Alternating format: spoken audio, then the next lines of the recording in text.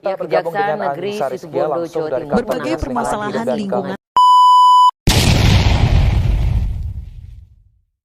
Halo Maisa, kami dari kelompok Pahawan. Pada kesempatan kali ini, kita akan membahas tentang lingkungan alam dan memberikan opini kita mengenai hal tersebut.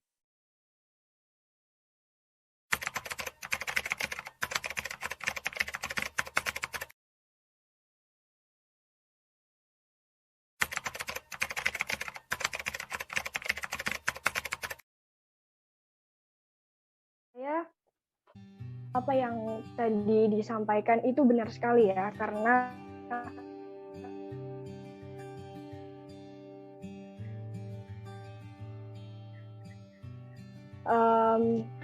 perilaku manusia yang kurang akan kesadaran dan rasa tanggung jawab mengakibatkan pemanfaatan mereka terhadap lingkungan malah mengakibatkan kerusakan lingkungan. Maka dari itu menurut saya solusi dari ini adalah meningkatkan kesadaran dan rasa tanggung jawab dari manusianya sendiri. Mungkin bisa dilakukan dengan sosialisasi atau kita bisa mulai dari keluarga atau diri kita sendiri melakukan hal tersebut dengan baik. Misalnya melakukan pemanfaatan lingkungan tetapi tidak dengan merusak lingkungan tersebut. Lebih ke rasa peduli gitu ya teman-teman. Itu dari saya. Terima kasih. Kalau menurut aku solusinya itu tuh udah tepat dan bener. Yang di sini yang dipermasalahkan itu pemerintah sama masyarakatnya. Gimana mereka itu bisa menggerakkan biar lingkungannya itu lebih terjaga. Contoh seperti rehabilitasi lahan sama reboisasi. Itu kan yang melakukan, yang menggerakkan itu kan manusia, masyarakat sama pemerintah. Jadi kalau misalkan dibilang solusinya belum jitu atau belum benar, saya kurang setuju sebenarnya. Terima kasih, Randy. Oke, kalau menurut saya ya, kalau saya setuju. Memang masalah utama di sini memang bagian manusia. Soalnya kebanyakan manusia memang merusak alam, nggak pernah pikir panjang dan nggak pernah berpikir soal masa jangka panjangnya. Dan juga memang bisa dibilang belum pernah kita melakukan solusi yang jitu. Soalnya kalau misal kita melakukan reboisasi atau konservasi itu juga butuh waktu yang sangat lama, dan untuk manusianya juga selalu melakukan kerusakan juga. Jadi ya mungkin solusinya kembali lagi ke sosialisasi dari pemerintah untuk masyarakat agar mau menjaga alam. Mungkin sekian dari saya. Oke, opini saya tentang limbah domestik air itu merupakan limbah cair hasil pembuangan dari rumah tangga, perdagangan, perkantoran, dan sarana prasarana sejenisnya. Penyebabkan ini tuh diakibatkan oleh aktivitas manusia. Dan pencemaran air ini mengakibatkan menurunnya kualitas air yang sebenarnya, yang dapat digunakan untuk semestinya, tapi tidak bisa karena pencemaran air tersebut. Terima kasih.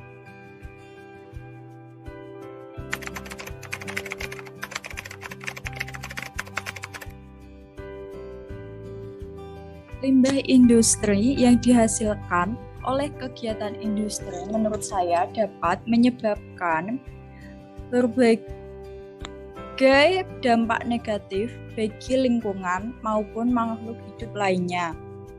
Contoh limbah dari industri adalah limbah cair dari pabrik, pewarna pakaian cair, sisa pengawet, kandungan besi pada air, ataupun kebocoran minyak di laut. Nah, dampak yang ditimbulkan dari limbah industri tersebut dapat mengakibatkan ikan dan biota air akan mati. Selain itu, limbah cair yang masuk ke dalam sungai tanpa adanya pengolahan terlebih dahulu dapat mencemari air. Selain itu, limbah yang dibuang tanpa pengolahan terlebih dahulu cenderung menimbulkan bau yang tak sedap bagi lingkungan sekitar. Oleh karena itu, dalam mengatasi permasalahan tersebut, kita harus lebih memperhatikan dan menjaga lingkungan untuk mencegah terjadinya rantaian kerusakan ekosistem. Nah, sekian dari opini saya. Itu menurut opini kakak ya. Jadi untuk selanjutnya saya persilahkan untuk Kak Dila untuk menyampaikan opininya. Sebagian kerusakan lingkungan seperti kerusakan hutan, banjir, abrasi, pencemaran udara, pencemaran air dan tanah, sampah, dan masih banyak lagi itu disebabkan oleh faktor manusia maupun faktor alam. Faktor manusia karena kita itu nggak terlalu peduli terhadap alam, dan untuk mencegahnya kita harus lebih peduli dengan alam sekitar supaya alam sekitar lebih lestari. Dan untuk faktor alam kita tidak bisa mencegahnya, tetapi kita bisa melakukan tindakan untuk meminimalisir kerusakan yang disebabkan oleh alam. Terima kasih. Silakan Aulia. Di Indonesia menjadi perhatian dunia, mulai dari penebangan liar, penggundulan hutan, hingga terindikasi pembakaran hutan menjadi penyebab dari kerusakan hutan yang ada.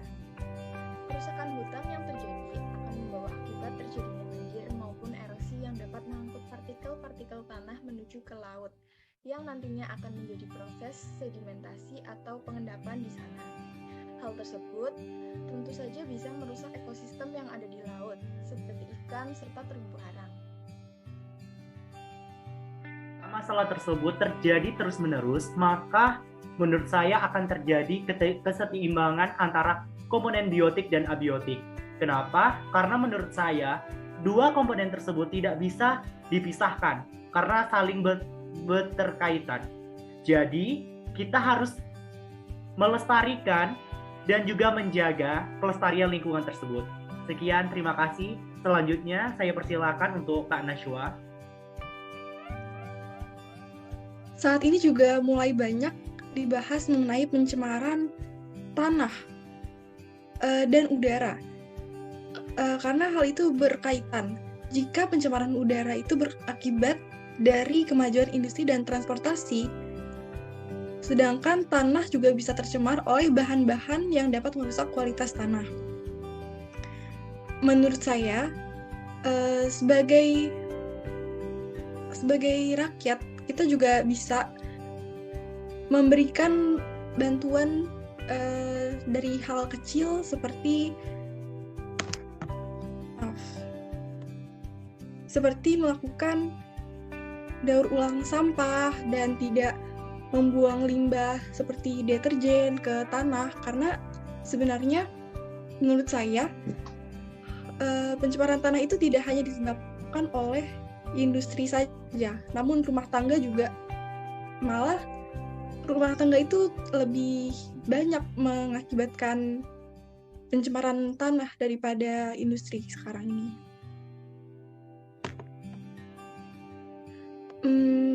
Baik, selanjutnya aku persilakan buat Rizky menyampaikan opininya. Terima kasih Pak Nashwa. Berdasarkan teks di atas tadi sudah kita ketahui bahwa banyak sekali contoh dampak dari pencemaran tanah dan pencemaran air yang terjadi di lingkungan sekitar kita. Menurut saya, sudah seharusnya sesama masyarakat kita itu lebih menumbuhkan lagi sikap antara peduli lingkungan, karena bahwasannya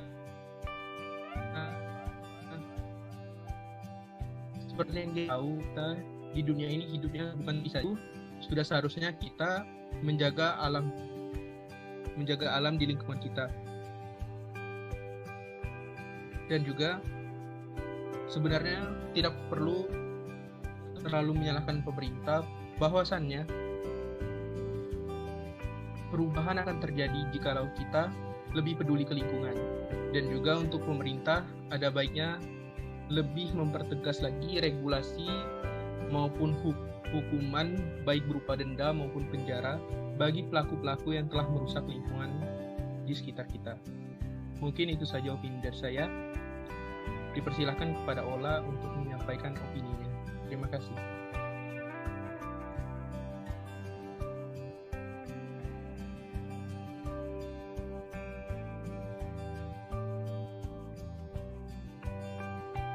Ola, mungkin bisa dihidupkan dulu mic-nya. Oke, thank you. Kerusakan lingkungan sendiri itu ada di latar belakangi oleh beberapa motif, misalnya seperti orang-orang yang tidak bertanggung jawab dengan apa yang sebenarnya diperlukan oleh lingkungan-lingkungan sekitar.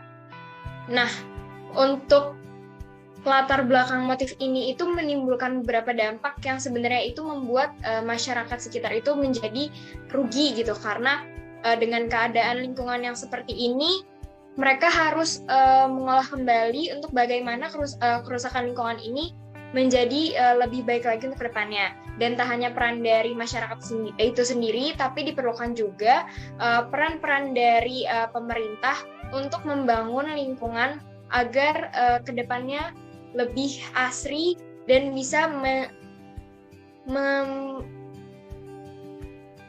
membuat lingkungan hidup ini menjadi layak untuk ditempati oleh orang-orang di sekitarnya. Sekian, terima kasih. Mungkin bisa dilanjut oleh Sabrina.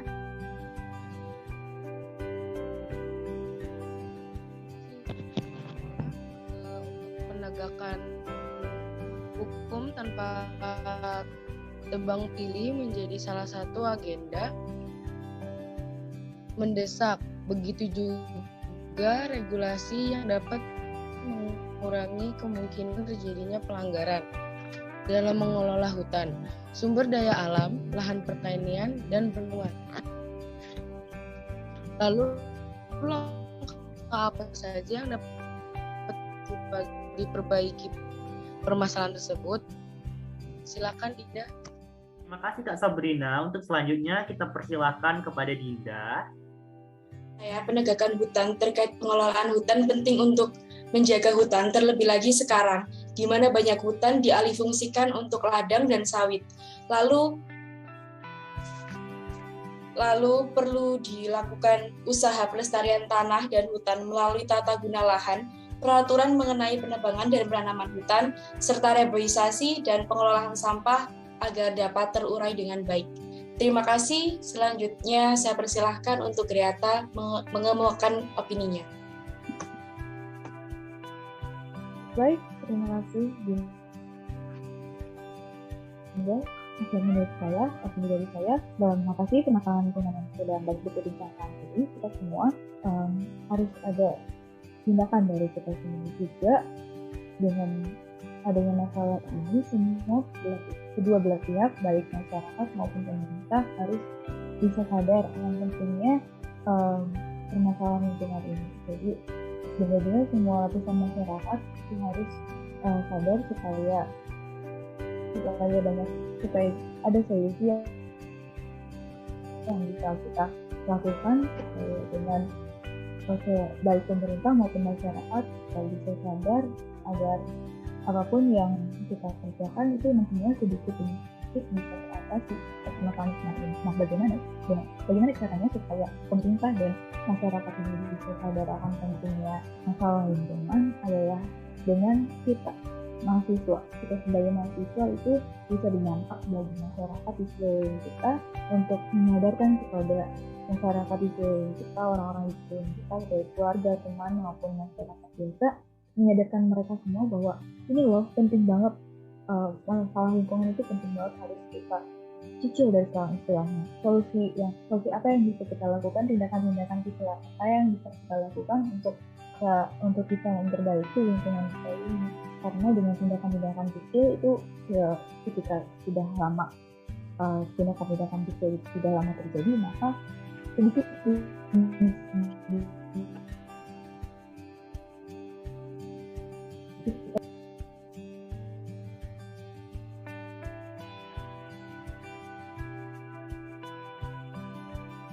saya silakan kepada Sisi atau Aulia.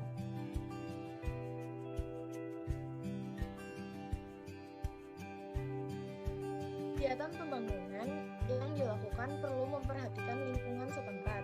Misalnya dalam pembangunan jalan tol, kondisi lahan yang dilewati pembangunan jalan tol adalah lahan pertanian produktif. Perubahan fungsi lahan yang sebelumnya berupa sawah menjadi jalan akan mempengaruhi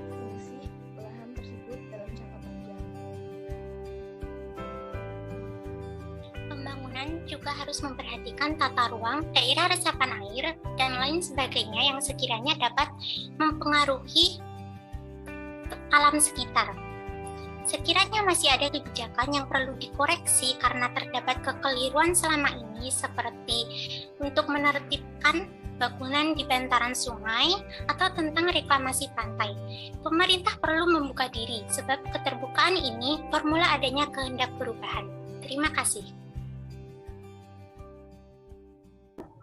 Benar yang dikatakan teman-teman saya sebelumnya bahwa ajakan dari pemerintah itu sebaiknya bukanlah sesuatu yang hanya sebatas himbauan atau ajakan saja, tetapi masyarakat butuh tindakan yang lebih konkret untuk bagaimana dengan solusi dari pemerintah ini bisa menjadi sesuatu yang berdampak benar-benar berdampak positif bagi masyarakat, yang dimana ketika pemerintah melakukan sebuah solusi untuk memberikan lingkungan sehat, itu bisa berdampak, bisa dilihat oleh masyarakat bahwa oh iya benar bahwa pemerintah ingin melakukan suatu kebijakan untuk menyehatkan lingkungan kita. Dan ketika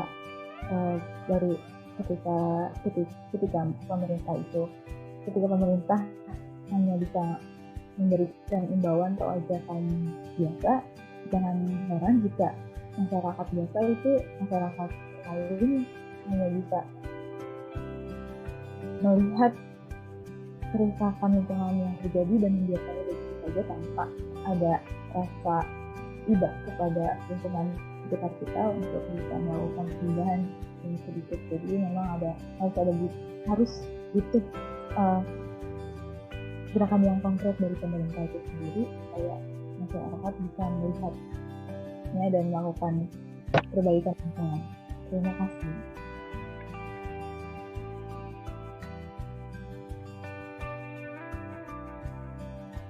Saya persilakan kepada Ola atau Dinda.